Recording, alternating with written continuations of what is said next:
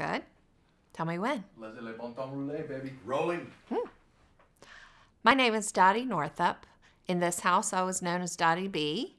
My uncle Lamar Northup designed and built this house. He was my father's next older brother, married to my Aunt Marjorie Joyner Northup.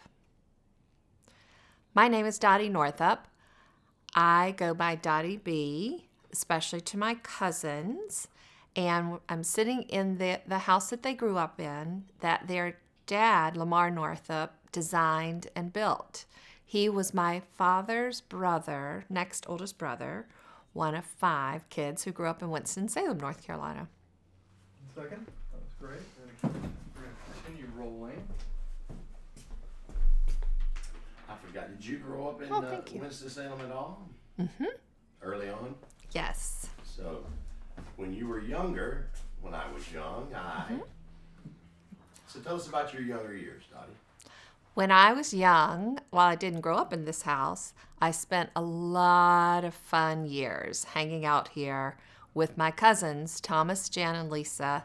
Thomas and Jan were twins, and we're all the same age. So we were like the little 3 Stooges running around in this cool modern house. And you say that you spent time here when you were a kid, but you didn't live here. But did you live in Winston-Salem for a while and then move away? I did. We moved to Winston-Salem when I was a year and a half old, and we moved. My dad's career took us to Sanford, North Carolina when I was 7. And I was so close to my cousins that I remember sitting at the piano in Sanford after we moved, playing the song, "Those were the days, my friends, I thought they'd never end," because I thought life was over. I left Thomas and Jan in this house and was so sad. And do you think,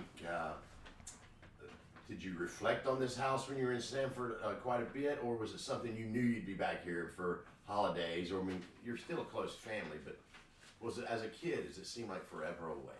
And talk about it as from a kid's viewpoint. It did seem like it was forever away. This house seemed so far away when we moved to Sanford. And it's crazy to think now, but our parents would just plop us on a Greyhound bus and send us off from like age 8 or 9 on. And my cousins would come from Winston-Salem to the big town of Siler City, where we would pick them up at the Greyhound station. And of course, from Sanford or Siler City, we made it all the way to Winston-Salem. But so I quickly learned that it wasn't that far away, and I still spent a lot of time. A lot of fun times hanging out in this house, and realized quickly that I wasn't going to have to miss my cousins that much. Did you have a particular bedroom of your own, or did you just crash with your cousins? Or Jan and I slept as close to each other as we possibly could in her room. I had a little cot pushed up against her twin mattress, and we avoided at all costs touching anything in between the beds because that was where the sharks lived, down below. So always slept with my cousin Jan, also known as Sugar Cuz. Were there forays into the yard after a while? Were you allowed to play in the creek? Were you allowed to play outside when you were younger? Or did they continue?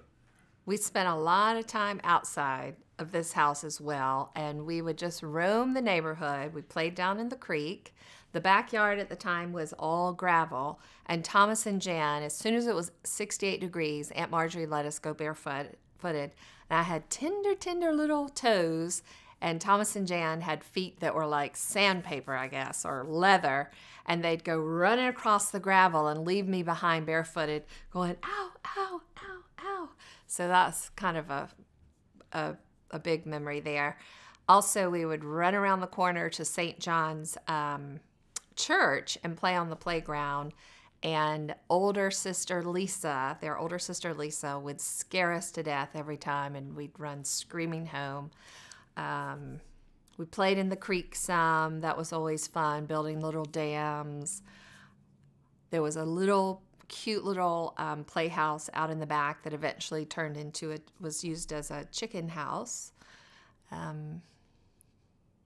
Lots of fun outside too. Now, I know you're an architect, but perhaps our audience doesn't. So if you'll talk about that in context to the time you first realized that this house was a unique house, and when did you realize your uncle was an architect? Did he make it known to you? Did your dad make it known to you? Did the architect play any part in your childhood, fantasy world, or did it, wrap around you, or is that much later in life?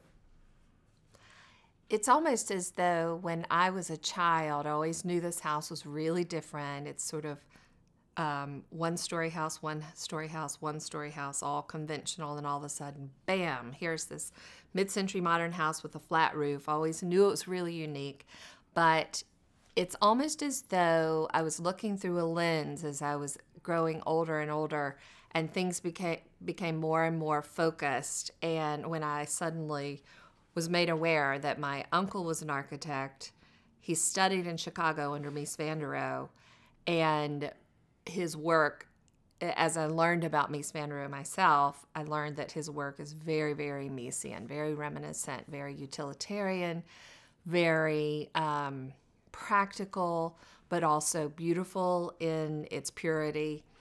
And while I don't know if consciously I was influenced by my uncle as an architect, and my grandfather was also an architect, I don't know if consciously I was influenced to go into design by them, but now I'm sure all the things that I grew up around in Winston-Salem had to have influenced that. Was Mies van der Rohe someone that was talked about at the house, or is that something that was just between maybe your dad and your uncle and the adults? But was that common language? Was that something that came about as you grew up? If Mies van der Rohe was talked about in this house when I was a child growing up, we were totally clueless. We were running around like 3, 4, sometimes Lisa joined us, 4 wild kids, and we just thought, hey, this is where you guys live, and it was all about fun and laughter for us. And I can remember the moment, I think I was sitting on this orange Eames sofa that they had against this Brazilian mahogany wall, and the moment that my aunt said, your uncle studied in Chicago under Mies van der Rohe, and this light switch going off and me saying, oh my gosh, you are kidding. He studied under Mies van der Rohe. That's huge. So definitely was not aware of it growing up. It just was kind of like big news for me when I was old enough to get it and heard that. Were there any particular places in this house that were off limits to the children, or were there places in this house that the children may have been required to visit from time to time because they weren't being very good children? There weren't too many places in this house that were off limits, although Uncle Lamar's pottery studio was very sacred. If we were going to go into the pottery studio, we had to go quietly in and not disturb Uncle Lamar. It was his Zen place. He would come home every day after work and head right into his pottery studio and stay until dinner.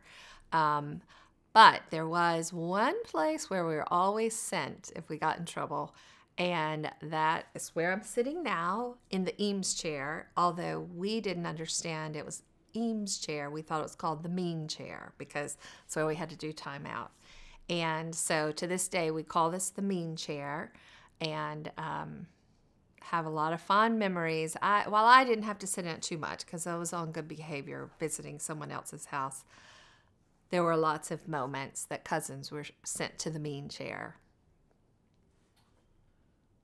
And this also looks like a place you could be sent to get a lot of hickory switches. I don't think Aunt Marjorie and Uncle Lamar spanked. That was not a line of punishment in this house. What about, could you talk about when it got a little bit towards the dark side of the night? Did you guys go out and play in the yard and hide and seek, kick the can? Was it a magical place to do that? Or was it magical around Halloween? Did you throw rocks at cars and hide? No. I don't have a lot of memories of specific things we played outside here. I mostly remember gravel on the bottom of bare feet, playing in the creek, throwing rocks, falling into the creek, certainly, playing on the swing set at St. John's. And when the bell would ring there, Lisa would scream and tell us that a man in a robe with a hood on it, a black robe, was going to come out and whip all the kids playing on the play set. So we would scream and cry, frantically running all the way back here. And Lisa would get sent to her room and put in a timeout.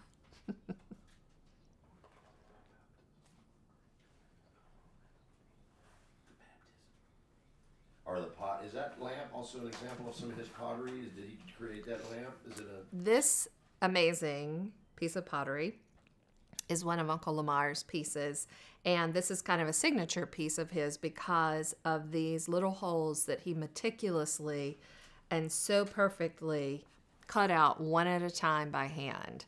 If this were made today, of course, this would probably all be done by digital machinery or something, but it's very special, and I feel super lucky to have one of these pieces.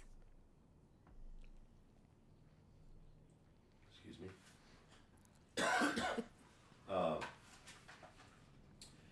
You seem to talk about your cousins. Were any other family members involved? That seem to recall you have two sisters. Were they not part of the fun bunch? Or did they ride the Greyhound? My two older sisters, while they certainly had fun here with us, they were not as close to my cousins as I was, and probably it's because Thomas and Jan, the twins, are my age. So, and Lisa was pretty crazy and loads of fun, and my sister Lynn was very introverted. So that was not a match made in heaven. While they got along fine, just didn't hang out a whole lot.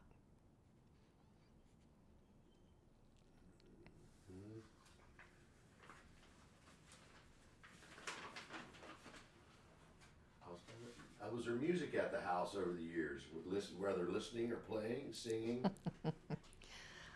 I definitely remember listening to music here. My aunt was always playing Bob Dylan, Joni Mitchell, pretty cool stuff from the 60s and 70s.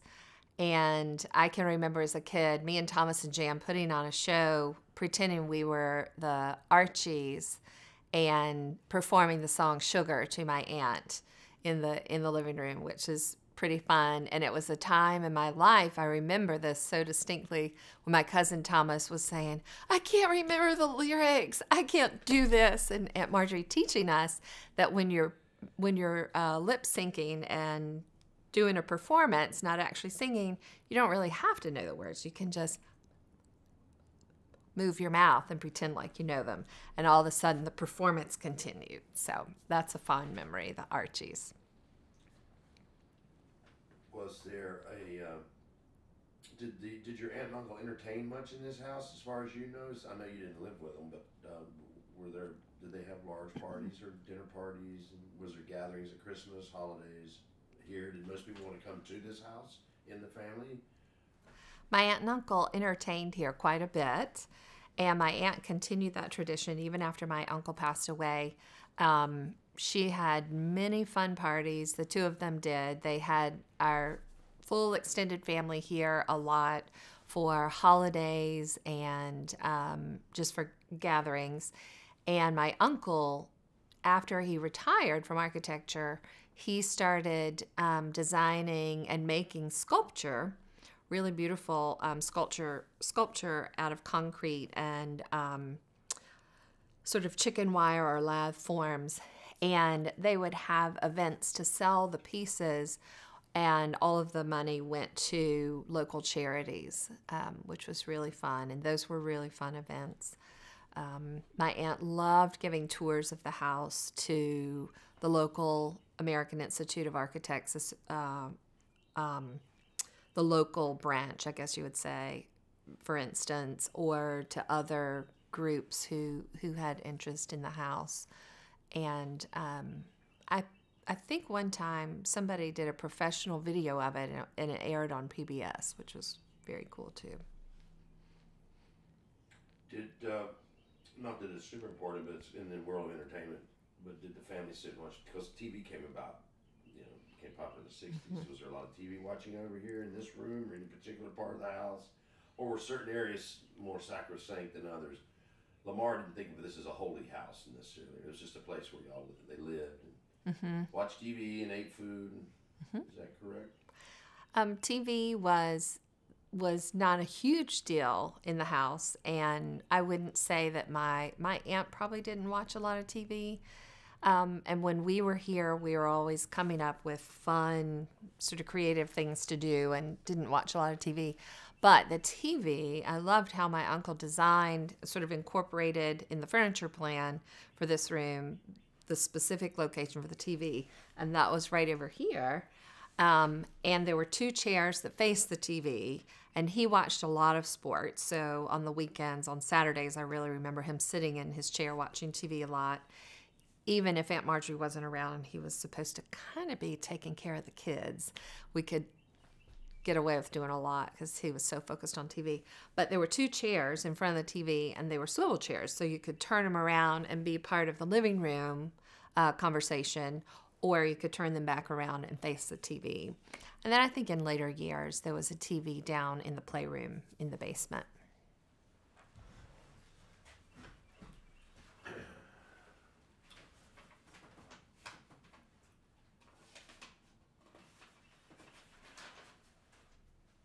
Did you guys spend Christmas or Thanksgivings here, or did you guys keep to yourselves? I mean, was this y'all big family gatherers? You know what I mean? All in Northups?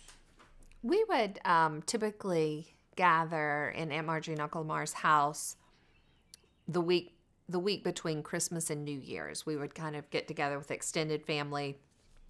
They always had a big Christmas tree here. It seems like it was always a big round sort of cedar tree with lots of cool homemade ornaments on it. Really, really simple.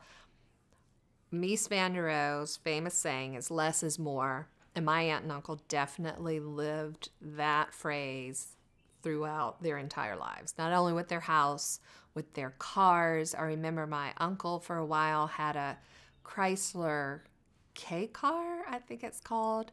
And he made sure he special ordered a model that had no air conditioning, no radio, no electric locks or windows, like just total basic car. And so Christmas at their house was pretty simple, but lots of fun. We still had fun gathering here. You know, we've talked about in the outside, the backyard, and there's a stream down here. Was that when we played in it? But were there many accidents? Was there cuts, scrapes? Were y'all hellions, or was there anything memorable where blood was shed or bones were broken? Or? I mostly remember poor Lisa, although she probably usually started it, Lisa attacking us and us sort of retaliating back.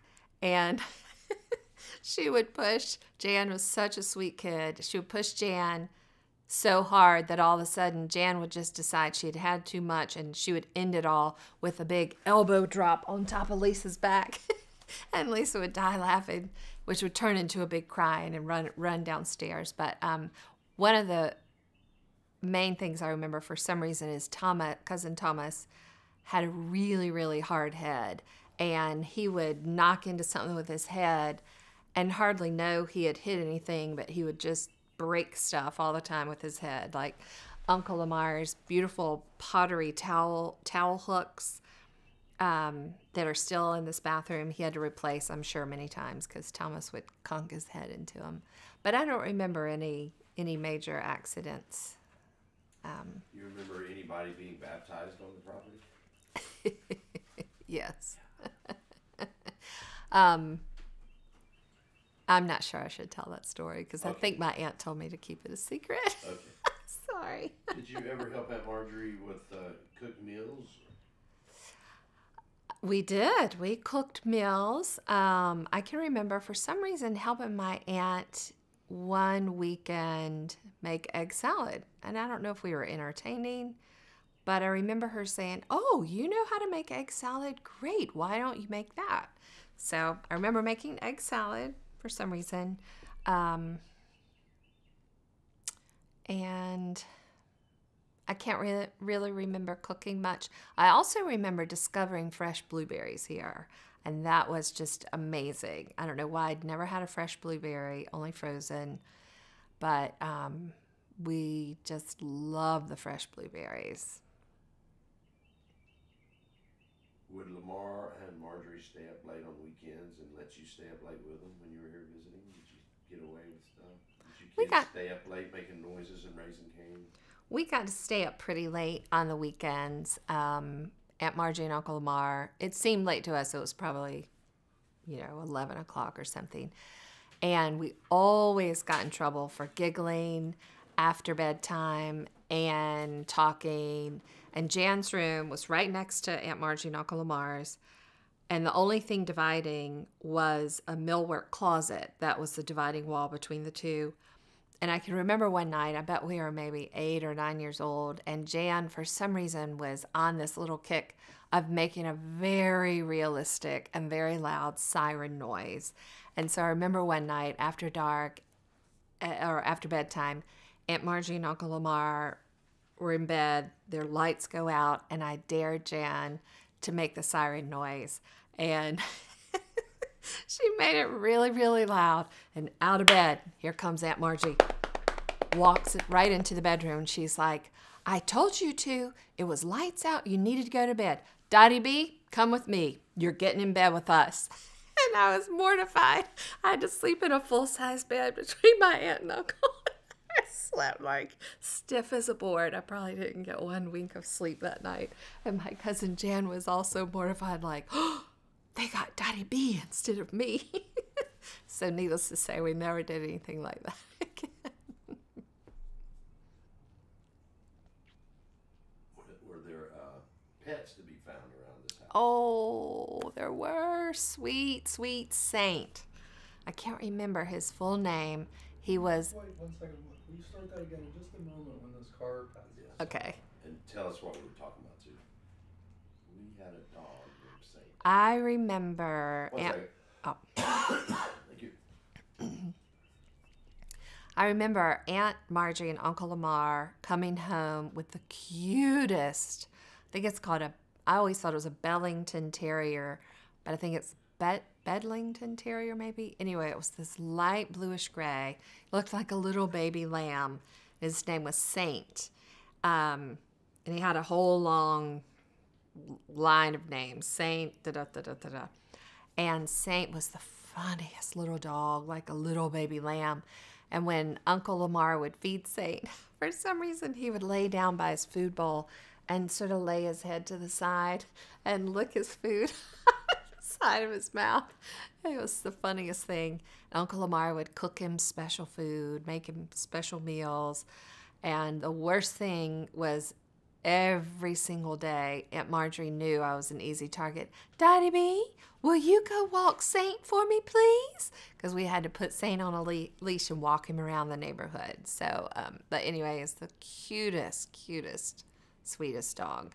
And there was Blackie before Saint. I don't remember Blackie all that well, but I think I remember that at one point they said Blackie ran away. And I think maybe years later we found out that Blackie actually died, was hit by a car maybe, or they gave Blackie away to somebody who had tons of land, because Blackie was an escape artist and always darting out of the house and running away. So, but those are the only, while these weren't pets, flying squirrels got into this house on a pretty regular basis. I don't know where they would come in, but it was not that unusual to be asleep at night and all of a sudden you hear this little and a flying squirrel would be in the house. But there was a tornado in, I think, 1989, maybe Hugo or something like that. And trees fell on the house, right on the foyer, and really sort of crushed in the roof and smashed part of the house. And luckily nobody was here. When the house was repaired and restored back exactly like it was before, all the little places, I guess, were closed up where flying squirrels or birds or something would get into the house. So I put an end to that.